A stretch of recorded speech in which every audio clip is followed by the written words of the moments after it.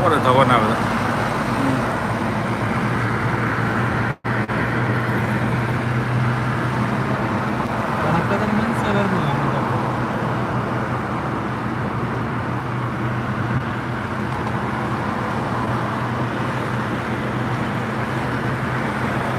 di Philips ya.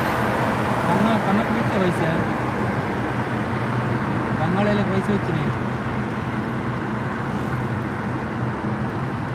Madrasile. Ya ipo pera eduthu povan. Ya uda pungama suwale da. Munna para line kontra pekkula.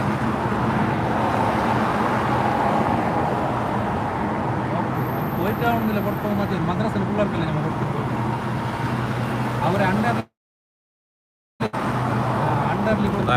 Hebal ke jauh apa coba? Hebal jauh, ketemu malah. Hebal jauh, ketemu malah.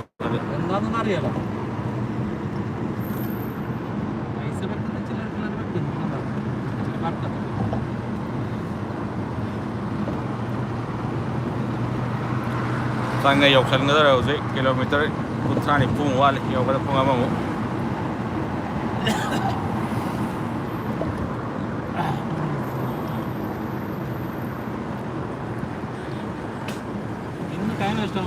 Sahabatnya mana pun nak kerja bayi sih dah muka hati bayi.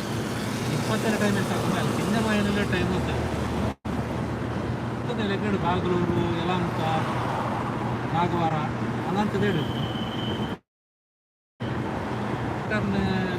കിട്ടി എന്ന് കിട്ടില്ല നമ്മൾ നാല് പോയി return ആക്കിപ്പെട്ടാണ് നല്ല 10 ഗಂಟೆ 1 ಗಂಟೆ പിന്നെ ഗാഡിയാ ഇല്ല അവിടെ എനിക്ക് സീറ്റ് കൽപ്പന കണ്ടു പറഞ്ഞു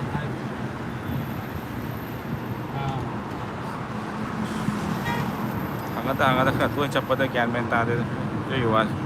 ഈ ചെടിൽ കപ്പിൻ്റെതുണ്ടല്ലോ ഡിക്കി ഫുള്ളായിന് വലിയ ചണ്ട് ഇത് ബാഗ് വേണ്ടത് വലിയ ചണ്ട് ബാഗ് ഒരു ടൈറ്റ് ബാറി വന്നത്തിൽ ഇരുന്നേ വലിയ ചണ്ട് ബാഗ് ചെറിയ ചണ്ട് ബാഗ് CNG ഗാഡി വന്നിനെ പോലെ പുലപ്പ് ചങ്ങ മോനെ ക്യാൻസൽ ആക്കി മോൻ ചെല്ലണല്ലോ മോനെ ബുക്കിംഗ് ആക്കി चलो जो पुल अप अल्लाह जो पुल अप apa ya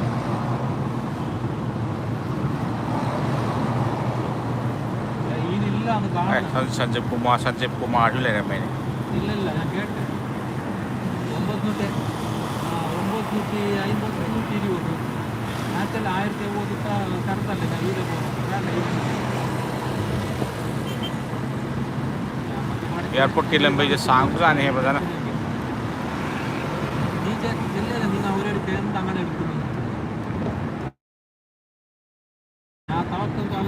बड़ी मुका नहीं छाना होता മോശമല്ല എനിക്ക് ഈ കുരി കഴിഞ്ഞ കുരി വന്നിട്ട് 10 നാളിൽ നല്ല നയിച്ചിട്ട് പോയിട്ട് ഈ കുരി ഒരു കുഞ്ഞാകുരിക്കാണെങ്കിൽ നല്ല നയിക്കില്ല ഞാൻ ടെൻഷനാകില്ല എനക്ക് പിന്നെ ഇത് ആണ്ട് കുറേ ആയില്ല എനക്കത് നല്ല ബിസിയല്ല sudah kan ada metro airport ke metro kan siapa bagi sudah salah dia punya orang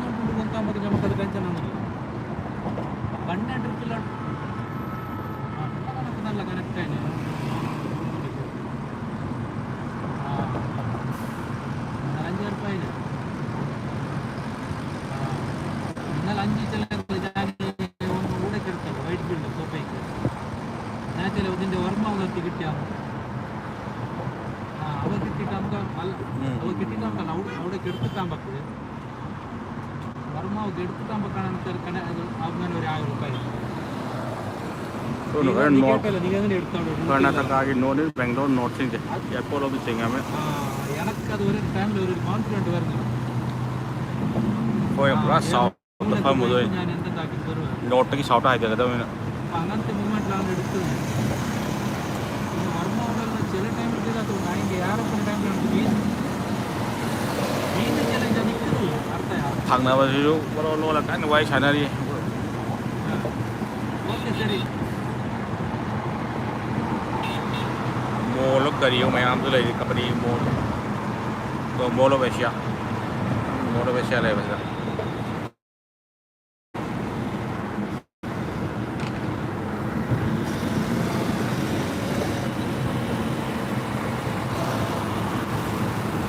गाड़ी स्पीड से नहीं भी ने थौजन ना भी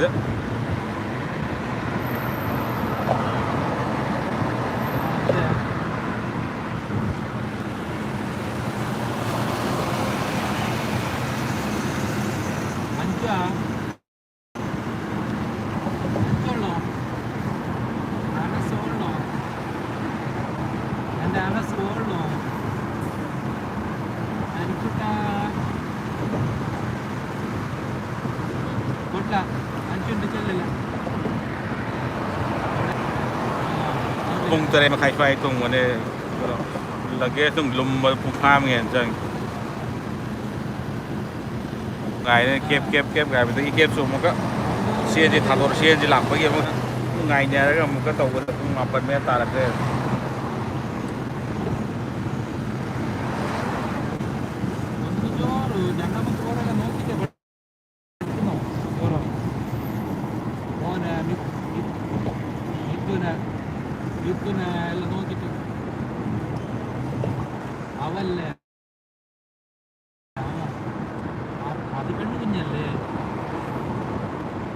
एयरपोर्ट के लिए होरो पोने दे आले होरो किलोमीटर क्या काम करो हमारे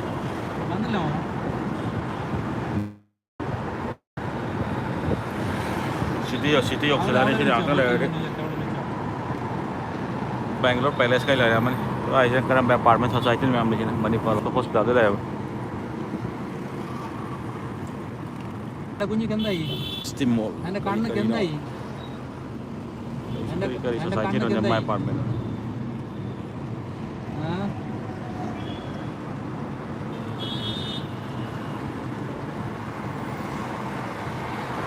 तुमकुर केरपुरम बेंगलुरु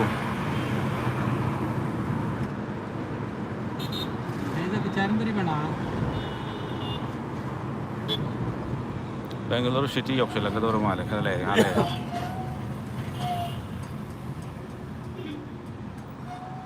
तुमकुर ये लाइए है ना गंदा ഇതൊക്കെ ചരിമ്പേരി വേണ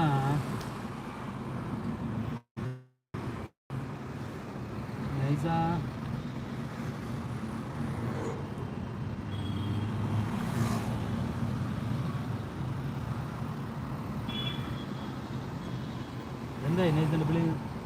നൈജന്റെ വിളി നിന്നാ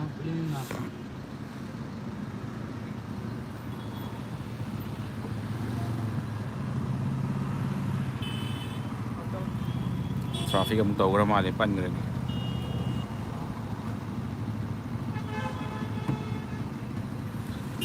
अरे इधर बंदर का ता अल्लाह वायर अपना हाइडर ऐसा तो चूरम दा बुया वो तो किलोमीटर क्या तरे निपान निंगा बादल बंदा किटे तरे पाँव वो तो माल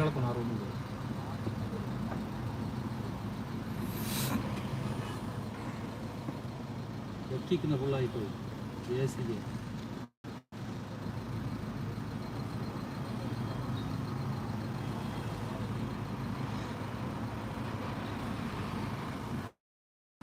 main traffic leng dari luar he pun kata ni teramat sudah tahan ni dah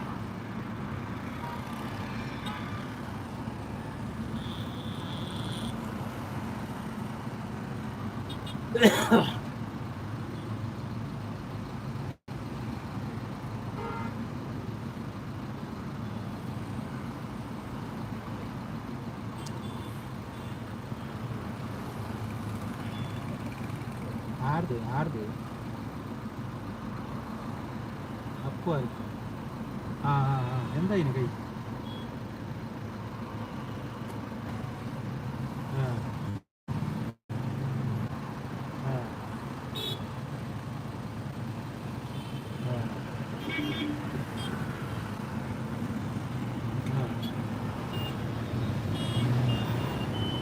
चलगा तुमको ये थोग दो क्या आने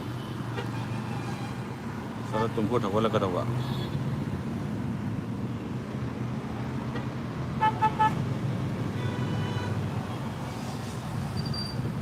आई सर ഞാൻ ബസ്സിൽ കൂട്ടലിൽ പോണം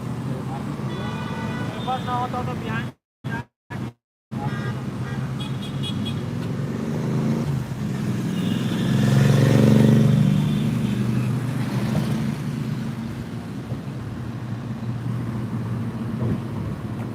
मनी फुल चाबा स्वाइदना मैखू चाबा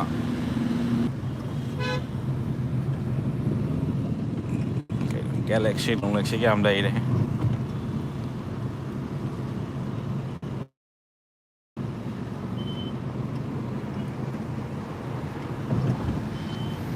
ब्रिज का गाड़ी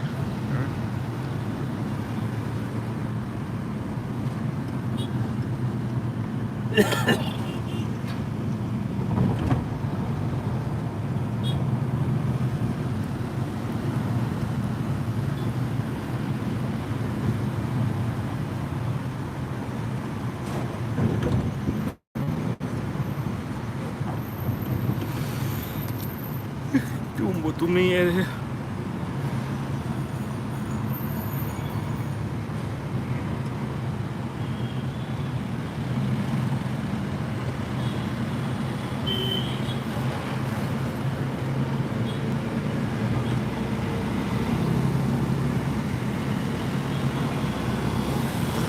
प्लेन लंबी हो रही ब्रिज से हाइकर हो तो माले कर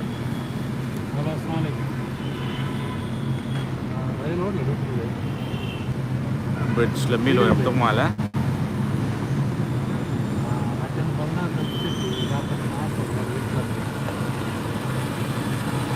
तेरा बबला सारी कहीं रह जा ना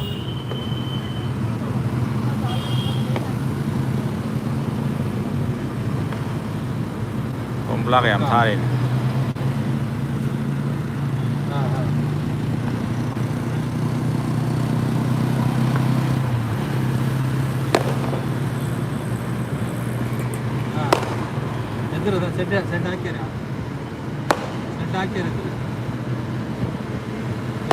सेट हाक्याರ